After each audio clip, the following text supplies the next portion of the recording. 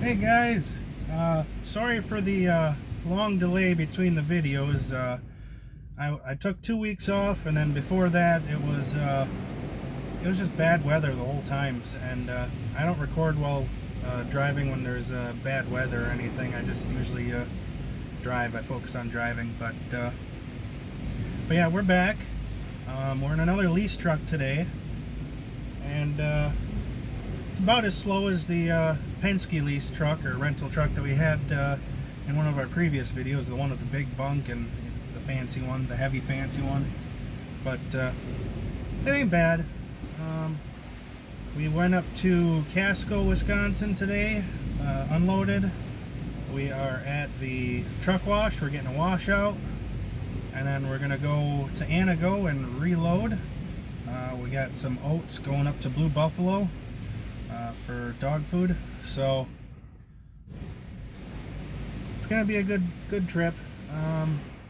We should be hitting Richmond, Indiana, probably around 11 o'clock tonight, maybe 10 o'clock. But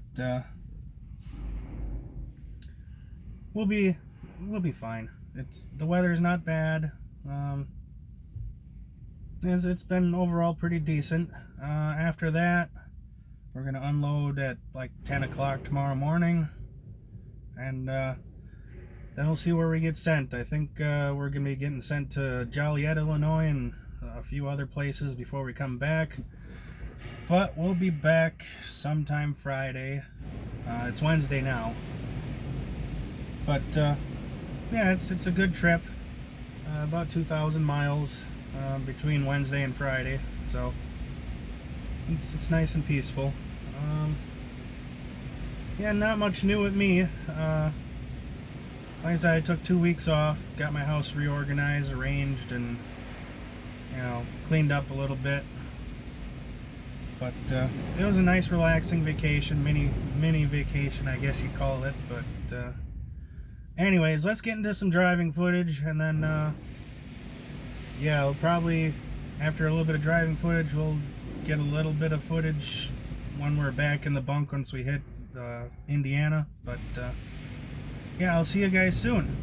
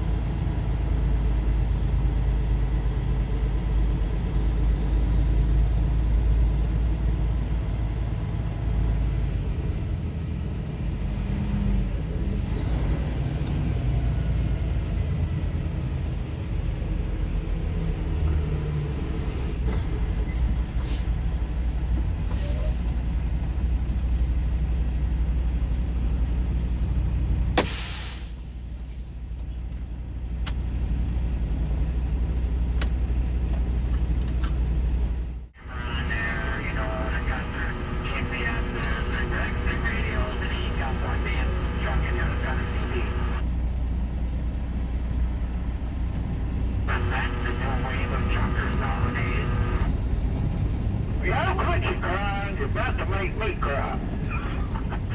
Thank you, driver. I swear somebody said it. Shit. Yeah, I was gonna truck driver the man out there. The truck driver here, he got worse than we do. He's glad you're not him.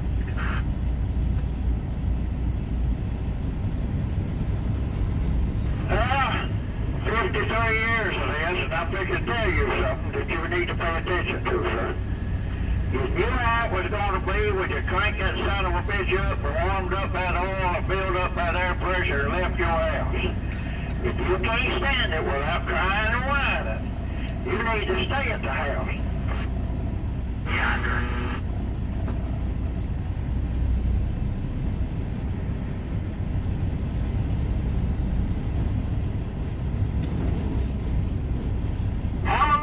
Y'all boys need to be in the Hammer Lane north by Hammer Lane. They got truck flipped over in that right lane. Get in that Hammer Lane. Yeah, that would be nice if I could get over in the Hammer Lane, but I cannot, as you can see.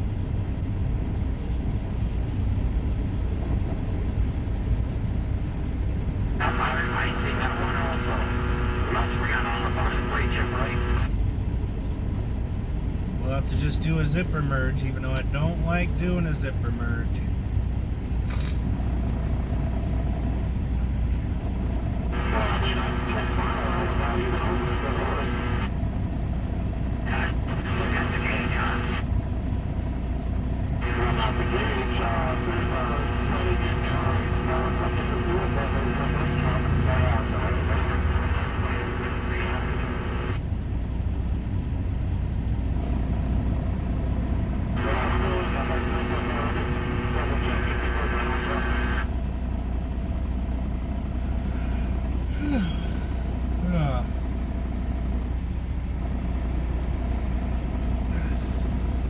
Tell you guys, it's been a long morning already.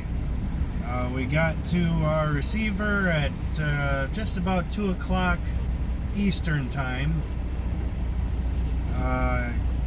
Checked in with them.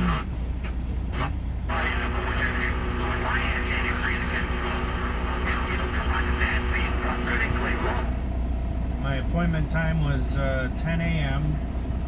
But appointment times really don't mean anything there. It's just as long as you're there before your appointment time. But I set my alarm for 5:50 just because they start bringing trucks in at 6. Got a few hours of sleep. The mattress in here wasn't really comfy, but it is what it is. I got up at 5:50, did some hygiene and stuff, and went back to bed and just waited for their call, because they take your phone number and they call you when they're ready for you. So 8:36 they called me, and yeah, we got out of there at 10:07, something like that, Eastern time. So now we're heading to Marcellus or Marseille, Illinois to load. It's kind of by Joliet. As you can see, we got a slowdown. Apparently there's a truck broken down in my lane here. I'm gonna let this guy go and see if I can get in the other lane.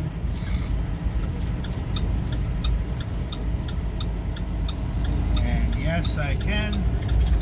So cool. We're gonna stay in this lane.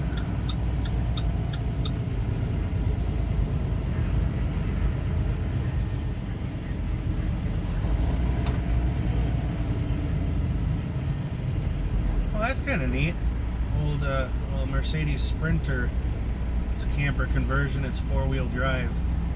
That's kind of neat.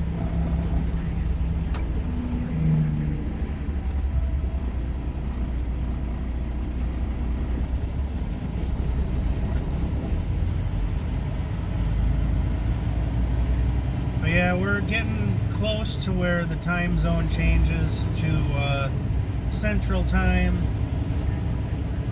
So I think we got another 20 miles, 30 miles before it changes. Then I gain an hour because we're an hour ahead right here in the Eastern Time. But yeah, it ain't bad. It hasn't been bad, except for this little slowdown, which is adding a lot of time to my clock. But it is what it is. It's expected when you're out on the road putting miles on. But as you can see, if you look at my surroundings here, there's no snow. Well, maybe a little bit out in the fields there, but yeah, Indiana has like no snow. Not until you get to parts of Illinois. It's kind of nice. It's 41 degrees right now. Back home, I don't know what it is. It's probably only 20 or less than 20. All I know is it's cold again back home,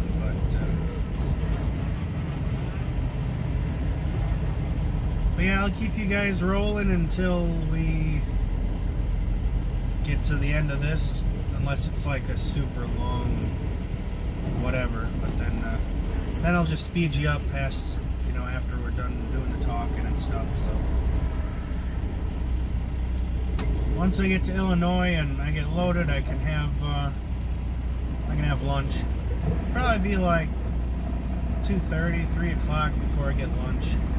I had Pop-Tarts for breakfast, so kind of hungry already. I mean, 8 o'clock. Yeah. Yesterday it was a little worse. What was it? I ate at like 6 a.m. or around 6 a.m. yesterday, and I didn't want to stop or do anything until I got to my fuel stop. So what was it? 8 p.m. From 6 a.m. to 8 p.m. I didn't eat anything, so I was getting a little hangry. But we stopped at Quick Trip. We got a hot meal. It's probably the only hot meals that I get is from like truck stops, because I bring soups and all that other kind of stuff with me, so I don't warm them up, just eat them cold. So it's nice to have a hot meal every once in a while.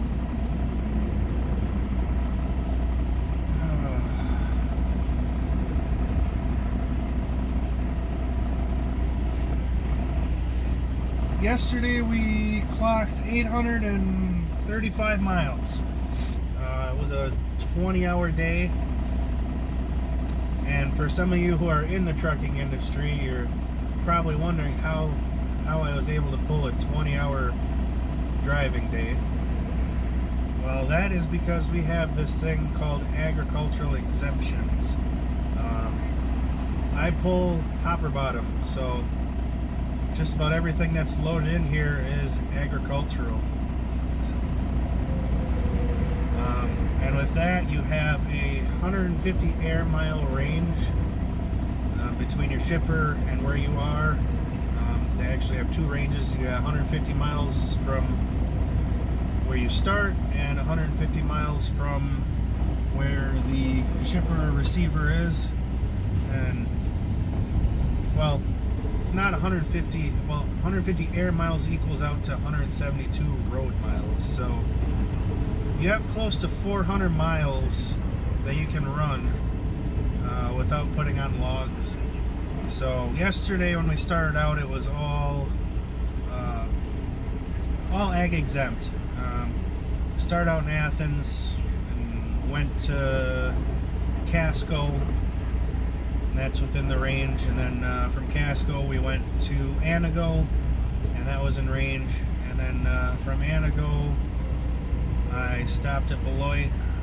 I think it's a few miles over the range, but I switched to the logs over to regular logs. And then from there I just drove the 5.5 hours, the 348 miles straight to Richmond, Indiana. So that was on actual log time, recordable log time. I could have stopped somewhere, in between and put it back on ag exempt because I was within the 172 miles. But when I do these runs, unless I have to do a number 2, I don't stop. I just drive straight through. So we stopped there. We got to Richmond, Indiana, where our receiver was, which I showed you in the last clip. And I went back to off-duty. So, and from there, I'm on ag exempt now. What I'm going to have to do is edit my logs again once I get closer, because I think this is more than 172 miles. So what I'm going to do is, once I get to my receiver, I'm going to go back into my logs and put myself back on regular logs somewhere close to the Indiana-Illinois border. I think that's about where I'm able to do it, because I started, it's 107 miles from where I started to the exit that I'm going to be going to here. So I get a little bit, but yeah, it's kind of confusing. I don't really like these e-logs. I just rather run, but I haven't had a violation. Well, at least my own violation. I mean, I got a violation for sitting in the bunk there because I wouldn't go out of drive mode. But that was in one of my other previous videos where the truck broke down, and apparently the GPS signal got lost with the logs, and I couldn't go out of drive. So the truck was off. I was in the back bunk getting ready for bed, and it still said I was driving. I tried resetting the truck, I tried resetting the tablet, still said I was driving. So I ended up getting a violation for not even driving, which it's screwy, but the office edited it for me, put notes in my logs, so that was good. I noted down, they noted down where I was, because these trucks, they have trackers on them, so dispatch knows exactly where we are, and if we have a breakdown, they can tell the tow truck exactly where our location is, down to the mile marker.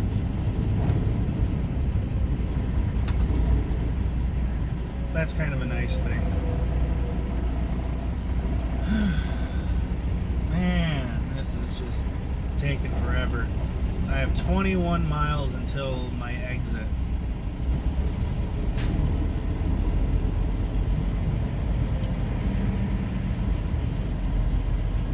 It's probably going to take us an hour just to get to those 21 miles.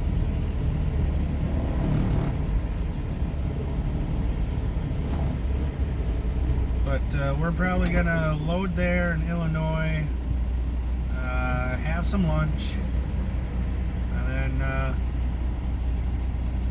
keep trucking. We'll get to our receiver in Wisconsin. They're going to be closed by the time I get there, but that's okay. I'll bunk down there until they open up in the morning. At least I should be able to get a decent night's sleep then. Most places don't open until like 7, 8 o'clock in the morning, so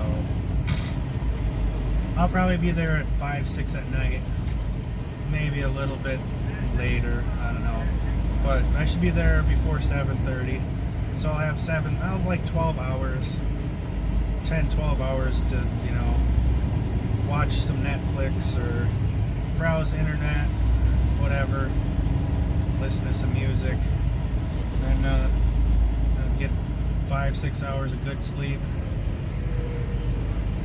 Honestly, I can't sleep more than 5, 6 hours. I can't do it. my body won't let me, and even if it does let me, I get super tired in the morning. I find that the way I am, the less sleep that I get, the more awake I am, which is, it sounds really ridiculous, but I've ran over 800 miles on an hour and a half of sleep, and I wasn't even tired at all. Then again, I've had runs where I was doing 500 miles on 7-8 hours of sleep, and I was just god awful tired the whole time. And it's just weird.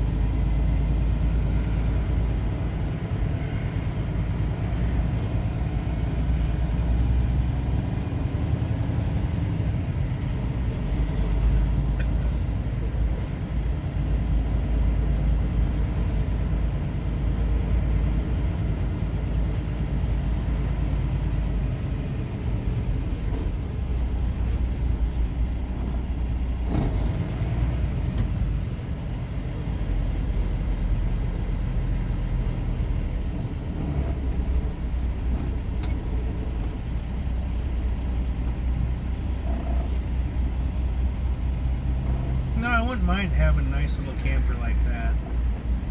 I mean, I know those are super expensive. That's probably a $100,000 camper, which is pretty crazy. Maybe even more than 100,000. But I think it would be decent. You know, if it has a, I doubt it has a toilet in there. Maybe. I mean, they do have them composting style toilets that you can put in those types of little motorhomes, but I doubt that one does. I mean, that would work pretty nice for what I do. I mean, you put a hitch on it, haul a trailer, something like that, job site to job site. You know, if you're going out of state for jobs, because sometimes I do go out of state for some of my jobs. Or you can even pull a boat with it. So I mean, you got your whole unit right there. It's kind of neat.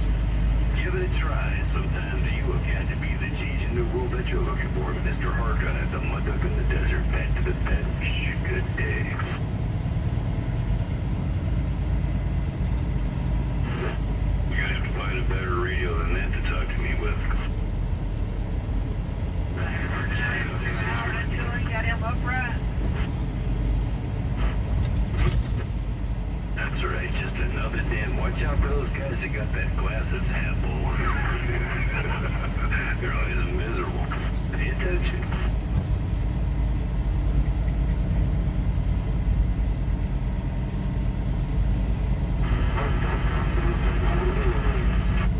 Oh yeah. Cleaner and meaner.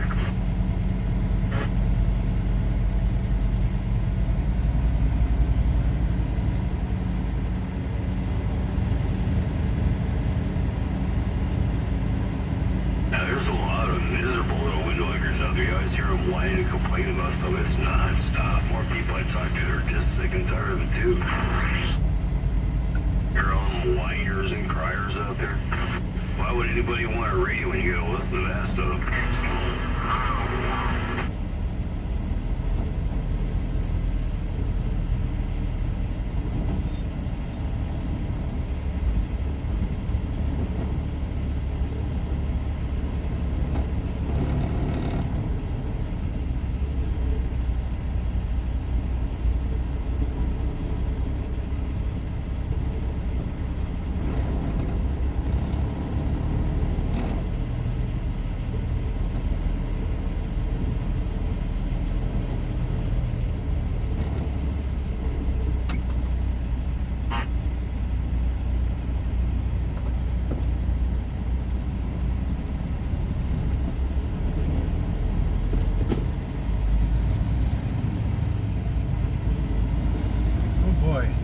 Getting to where finally, let's see what's up here. See a tow truck.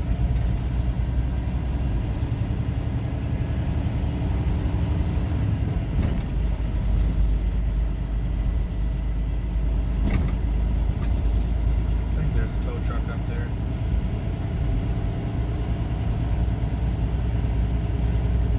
I see two rotators, so it must mean a truck's in the ditch. Oh, yeah. Truck rolled into the ditch. Let's see if I can show you. Not the greatest sight, but rolled right over.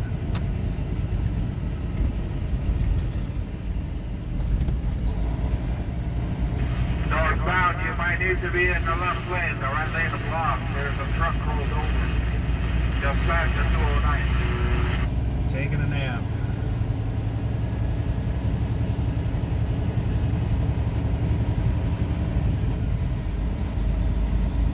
It works.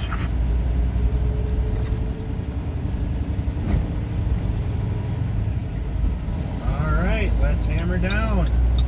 For how it performs, there's only one way to determine how it's really working in the real world.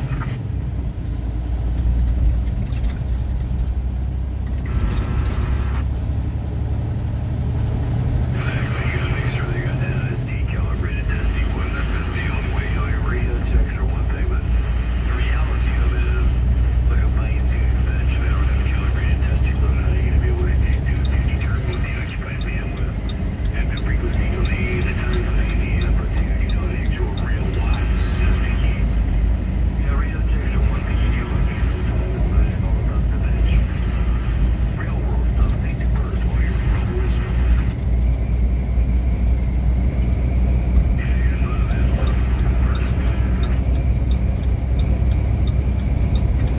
It is windy today.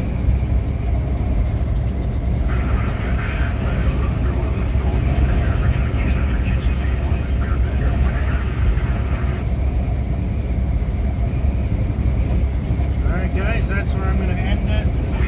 I gotta get back to rolling. So, we'll see you soon. There's a speed trap ahead. Hey guys, it is Friday. Last night, after we loaded in Illinois, we stopped at the Quick Trip in Beloit, store number 1151. We got fuel, and then we bunked down there for the night. And then this morning, about 6 o'clock, we rolled out. We delivered our load to Pickett, Wisconsin, and then we went to Brokaw, Wisconsin, to load some beans, and now we're back at the yard. was actually a short day, which was surprising because I'm not used to being back and going home when it's still light out. So all in all, it wasn't bad. We had exactly 1,500 miles on this trip, so that wasn't bad at all. But I tell you, it is cold today. The old Bravada didn't want to really start. It took like about 4 cranks or 5 cranks before it started, and I let it warm up here probably 20 minutes. But we're ready to go home now. On my way home, I'm gonna go to stop at Pick and Save, which is like 7 blocks from my house, and get some more dog food. When I left, it was running kind of low. It was enough to get through, Wednesday to today, but not sure how low it is. But we'll get another 18 or 20 pounds of it and put it in our little storage bin for next week, because we're probably going to be doing the same thing next week, which is kind of exciting. I mean, it wasn't bad. I didn't mind the trip at all. It was pretty decent. But that's it for now. See you maybe next week. All right, catch you later.